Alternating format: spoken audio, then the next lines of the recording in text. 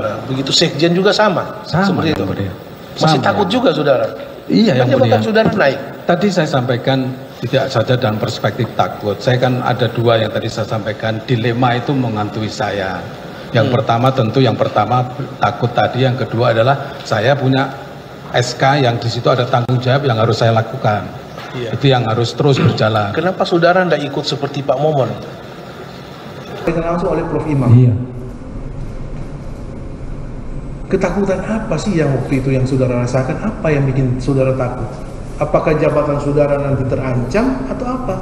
Jadi bisa takut? Iya betul yang mulia. Pertama itu tentu karena ada beberapa kasus yang sudah terjadi, tentu kita takut akan kehilangan posisi. Status yang saudara takut dinonjolkan, satu dilemanya. Yang kedua, siapa contohnya, siapa yang waktu dinonjolkan? Ada beberapa direktur, diantaranya adalah Musafak, kepala biro kami. Kemudian juga Musafak dinonjok waktu itu langsung dicopot atau hanya ganti ini? Iya, defining non-job yang saya maksudkan yang mulia itu adalah tidak struktural lagi. Oh, tetapi fungsional.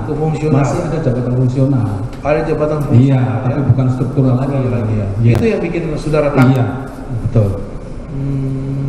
Ya, yang dilema kedua kan tentu setiap kita punya SK, punya tanggung jawab yang harus dilaksanakan. Iya. Dan juga memahami ini apakah ternyata terus berlangsung seperti itu. Itu yang membuat kita terus ke bawah pada situasi yang demikian tadi, sehingga terjadilah itu.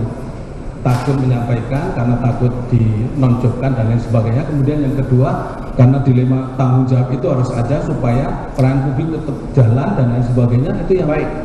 Saudara, cerita lagi saudara sebagai sekjen, sudah dilantik sebagai sekjen. Kan tadi sudah mengatakan kalau saudara terlambat sebagai dirjen perkebunan waktu itu diingatkan oleh Sekjen Momon pada waktu itu ya, melalui telepon atau langsung kalau ketemu. Ya. Nah, pada saat saudara dirjen, saudara sudah sebagai sekjen, ya.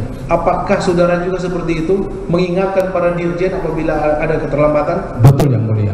Karena pada saat posisi saya mengingatkan itu, saya juga diingatkan melalui Prof. Imam maupun melalui Panji. Diingatkan apa? Diingatkan untuk kok enggak terpenuhi ada apa ini? Oh gitu. Ya. Saudara enggak pernah datang ke sini atau perintah langsung dari menteri? Tidak pernah yang mulia, enggak berani yang mulia. Waktu saudara, perasaan saudara sebagai sekjen ya? Ya. Ini kan si Panji itu kan hanya sebagai, bukan menjelekan dia sebagai ajudan. Ya. Kok ajudan bisa berani ke saudara menyampaikan itu? Ya kan, seorang ajudan menyampaikan kepada saudara. Ya. Pak, mana ini kan gitu. Apakah saudara pasti atau yakinkan bahwa perintah atau ucapan dari ajudan ini adalah dari Pak Menteri? Dari Pak Menteri. Iya. Karena dia berani ya menyampaikan ke saudara. Kalau Pak Prof. Imam sama, jadi jalurnya kan sama ini. Oke.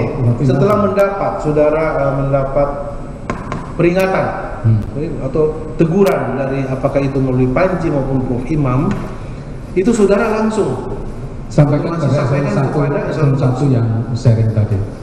Ini cepat. Ya. Apa yang saudara sampaikan ke mereka? Iya, kalau nggak cepat marah. Pak Menteri nanti marah. Iya. Gitu. Dan kalau Pak Menteri marah, saudara tahu akibatnya kan? Iya. Gitu. Betul. Saudara sampaikan juga seperti itu. Yang tahu akibatnya saya nggak sampaikan. Oke. Soalnya berhenti pada saat itu marah gitu. Pak Menteri marah. Iya. Pak Menteri marah gitu ya. Betul. Karena yang saudara dengar dari Prof. Imam sama ajudannya seperti itu. Seperti itu. Jadi saudara sampaikan juga ke mereka. Ke mereka. Apakah saudara pernah enggak menerima sharing itu, pengumpulan uang? Menerima. Saudara sebagai sekjen? Tidak. Tidak pernah. Tidak pernah yang mulia.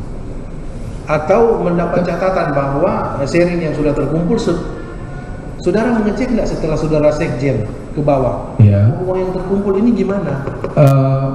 Kepala biro biasanya lapor kepada saya. Lapor ke saudara. Ya, siapa saja yang sudah masuk, siapa saja yang belum, catatannya ada. Baik, catatannya ada ya. Tapi saya tidak tahu yang belum masuk saudara ingatkan tadi kan?